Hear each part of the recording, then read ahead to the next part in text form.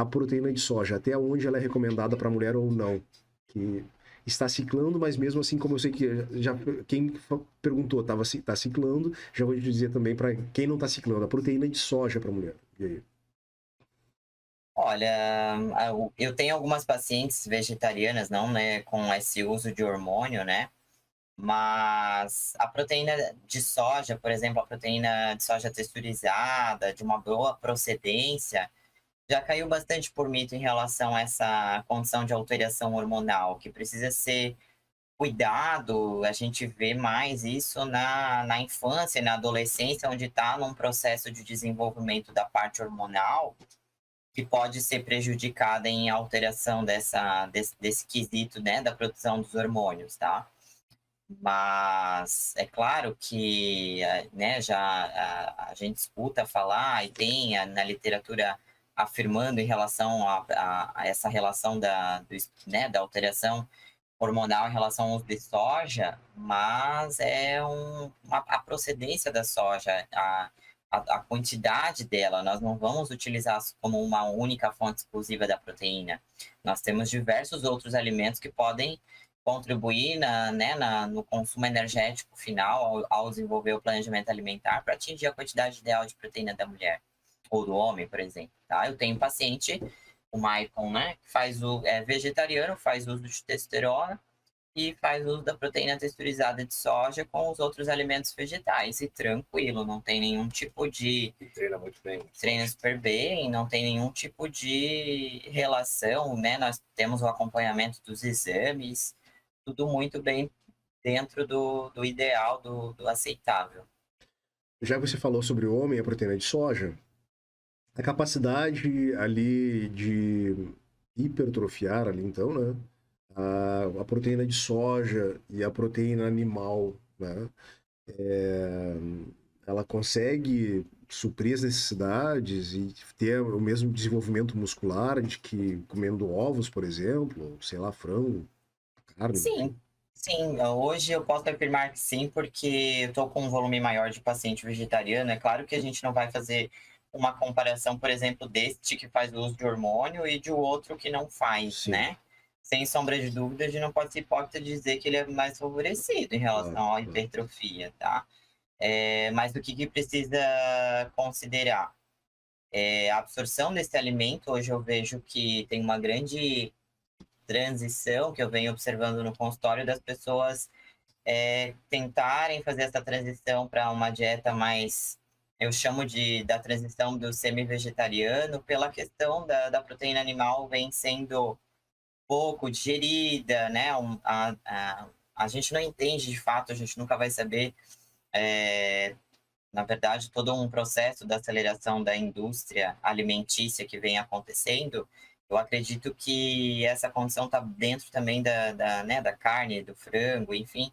E eu vejo que a gente adequar a dieta, seja ela com proteína animal ou vegetal, vai depender muito do resultado dessa pessoa, o quanto ela está absorvendo isso, porque de fato é através da absorção que ela vai ter a resposta à hipertrofia. De nada ela adianta ter né, a dieta seja vegetariana ou né, de proteína animal, se ela não estiver absorvendo de fato o que a gente espera, né, dessa base dietética calculada. Entendi. Então, é bem, os dois cenários não se pode dizer que um é mais beneficiado do que o outro. A gente é matemática, né? Se ele estiver fazendo a adequação certinha do que está prescrito né, da quantidade proteica do dia, facilmente ele vai ter hipertrofia. Tá treinando? Tá comendo certinho? Tá descansando? Tá fazendo todo o resto? E pelo ponto de vista ali estético ali, não, como é que é? Por exemplo, a carne vermelha ela é um processo digestivo mais lento, né? Mais lento. Mas em compensação, a proteína de soja para absorção, tanto quanto né, de proteína de ovos ou carne e tal, a quantidade que é necessária para consumir, ela não é muito Ah, grande, a que daí o quantidade cara de fica com o fato. abdômen dilatadaço.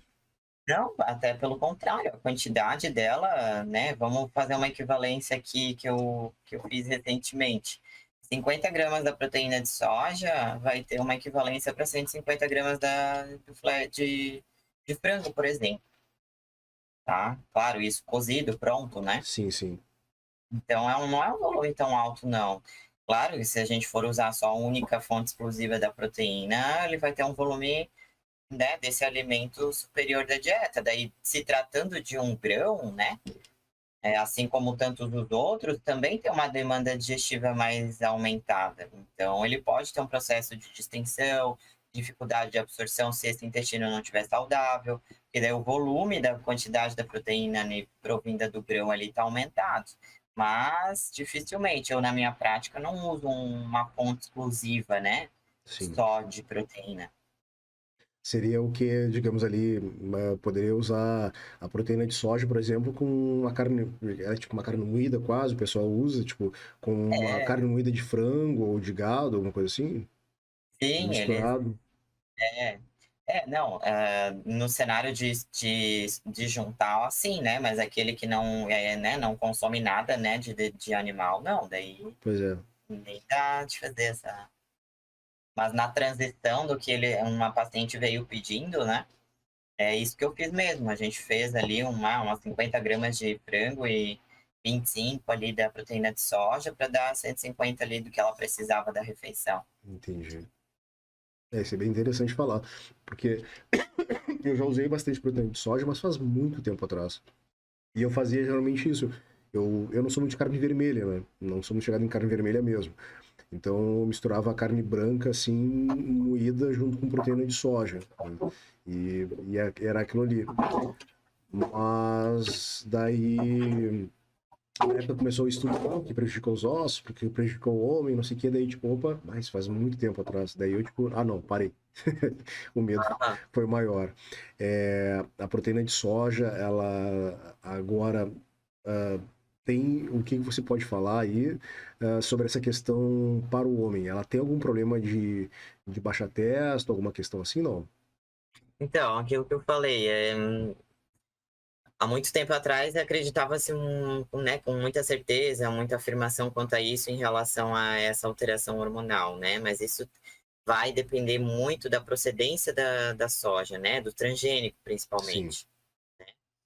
Então, sabendo, né, da qualidade, da onde se buscar isso, é, é muito reduzido, né? Tem sido utilizado aí atualmente, né, especialmente na minha prática, eu falo muito pela minha prática, porque é recente que eu venho atendendo esse público.